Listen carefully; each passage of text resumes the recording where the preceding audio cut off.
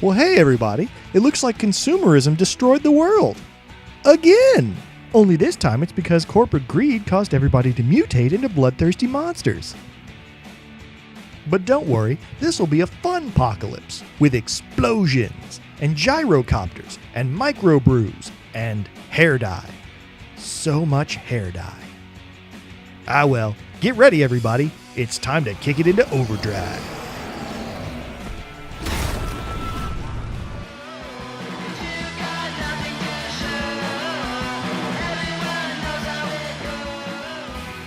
Sunset Overdrive is a third-person action game where you take the role of a heavily armed hipster, trying to survive in Sunset City after the apocalypse has destroyed it and it's been overrun by monstrous mutants. Gameplay is centered around you exploring the city and fighting off hordes of mutants as well as some human scavengers in order to complete missions and side quests. Completing objectives for the other survivors will reward you with cash and upgrade points. This will allow you to purchase new weapons and upgrades, as well as cosmetic outfits for your character. Now, what's interesting about Sunset Overdrive is that it appears to be, on the surface at least, a traditional third-person shooter. Your character moves and strafes in a familiar fashion. You have a variety of weapons and can switch between them at any time, each of them with a specific tactical advantage, whether it's shotguns or grenade launchers or deployable decoys that can confuse your enemies.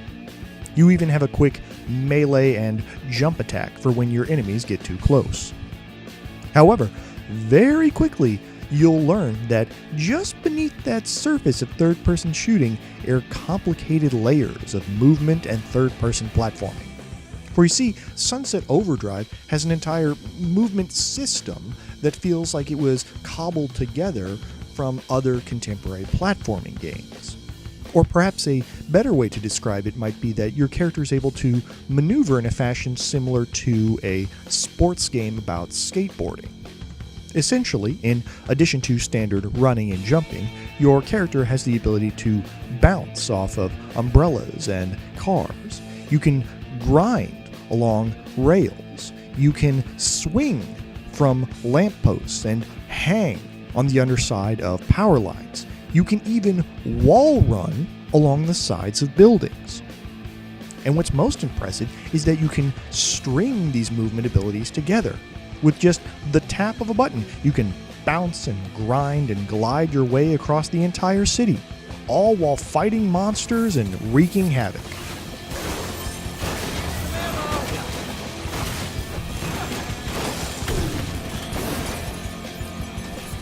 Now, this movement system is Sunset Overdrive's greatest achievement, but also its harshest of challenges. Even in a normal third-person shooter, try and think of all the information you're keeping track of. Where you're aiming, what weapon is equipped, how much health and ammunition you have, where your opponents are, what projectiles are coming at you, all that miscellaneous information. Now try to imagine that you're keeping track of all that information while bouncing around the arena like a cocaine-addicted jackalope. Yeah, that's a hell of a difficulty curve. There's no way of getting around it. You will be at odds with yourself.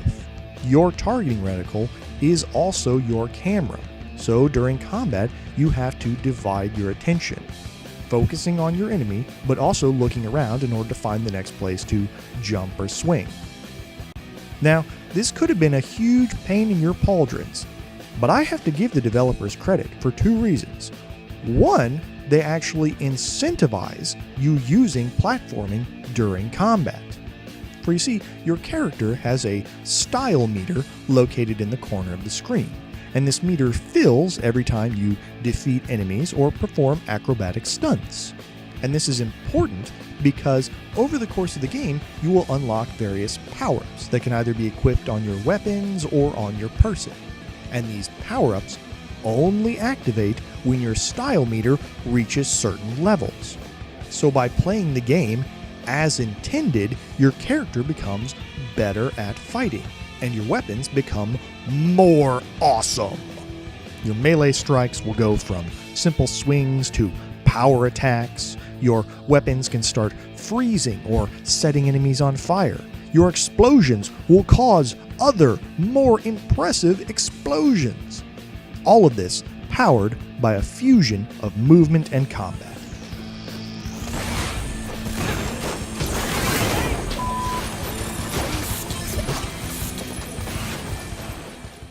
But the second thing, which is equally as impressive, is that, again, the developers, to their credit, managed to craft an environment that allows for such a playstyle. The entire Sunset City is filled top to bottom with rails and cars and wires and walls that are strategically placed to facilitate your movement. At no time are your abilities ever taken away. Once you get used to it, and yes, it can take a little while to get used to it, but once you do, you can run across the entire city without ever touching the ground. And that is just good level design. Now, Sunset Overdrive does have a few ancillary elements. Collectibles to unlock, side quests to undertake for some extra rewards, even some defense missions thrown in where you can lay down traps and then fight off hordes of aggressive abominations. But beyond that, it's the core gameplay with its hybridized third-person combat and platforming that'll really grab you, provided you can get over the initial difficulty gap. I would give Sunset Overdrive 4 out of 4 stars and easily recommend it to anybody that enjoys action games or third-person shooters. Alright, well, thanks again for listening. And would you look at that, another beautiful day in Sunset City.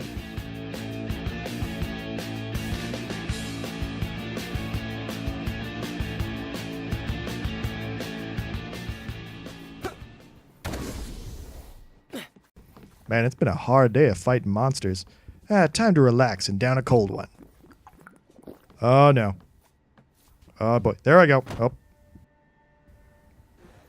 Okay. No need to be ashamed. Get drunk off one beer. Here we go again. And up. And there we go. And one more time. Oh. Hip. And down again. Okay. It's like, must be a bad brew. Oh, shoot. I was like, what's the proof on these things? Oh. Oh no. Down I go. Hope. Yep. Down again. Hope. He. Oh. Yep. Okay. Oh. Oh. Oh. Oh man. Oh, what happened? Oh god. Where am I? Oh right. The apocalypse. Huh?